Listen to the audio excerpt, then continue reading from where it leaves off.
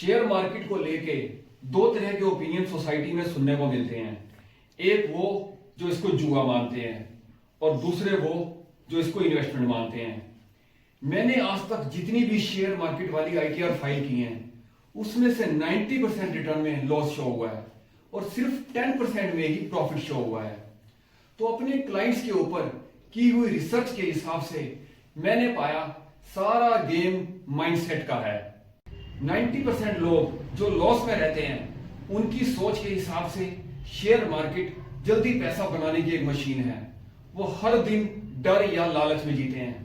Shares के rate बढ़ गए तो बहुत खुश हैं, एक ही दिन में 3000 5000 बन गए और शेयर्स खरीद लो, और अगर रेट घट गए तो आज मूड खराब है, नुकसान हो गया, बेच दो सारे शेयर। ऐसे लोगों के लिए ये जुआ का काम करता है। वैसे जुए के ऊपर आपने महाभारत में महात्मा विदुर के विचार सुने होंगे, अगर नहीं सुने तो चलिए सुनते हैं। क्योंकि जुआ हारने वाले की बुद्धि को भ्रष्ट कर देता है महाराज। वह हारी हुई वस्तुओं को फिर से जीतने के लिए दांव पे दांव लगाता जाता है और यह नहीं सोच पाता कि खेल को कहां समाप्त किया जाना चाहिए। जीतने वाले के साथ भी यही होता है महाराज। जीत की ललक में वो ये सब भूल जाता है कि खेल को कहां समाप्त होना चाहिए। खेल को कहां समाप्त करना चाहिए यानी एग्जिट करने का सही समय कौन सा है, इसकी आपको नॉलेज होनी चाहिए। अब बात करते हैं बाकी के 10% की। इन 10% को भी अपनी रिसर्च के हिसाब से मैंने दो पार्ट्स में डिवाइड किया है, 5+5।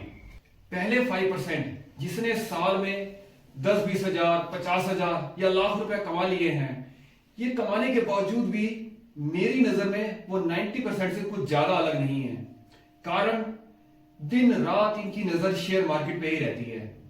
सुबह उठते ही, खाते हुए, घूमते हुए, ऑफिस में काम करते हुए और सोते हुए भी इनकी टेंशन बनी रहती है। इतना टाइम और एनर्जी ये अपनी मेन जॉब और बिजनेस को छोड़ के इस पे खर्च करते हैं, तो एक तरह से ये भी हिडन लॉस में है।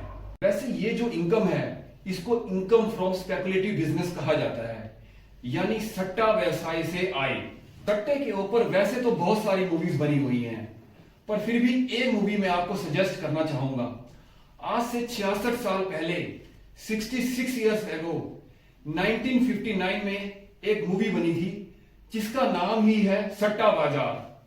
ब्लैक एंड व्हाइट मूवी है, पर उसका जो मैसेज है वो जैसे इतने साल पहले था आज भी उतना ही फिट बैठता है। अब आगे बढ़ते हैं और समझते हैं लास्ट के बचे हुए 5% का माइंडसेट।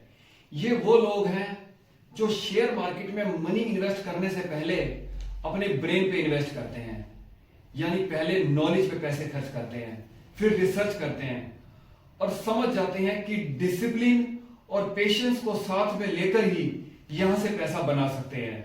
ऐसे लोगों के लिए ही शेयर मार्केट इन्वेस्टमेंट का काम करती है और ये 5% लोग ग्रैंडफादर अकाउंट का पूरा बेनिफिट उठाते हैं।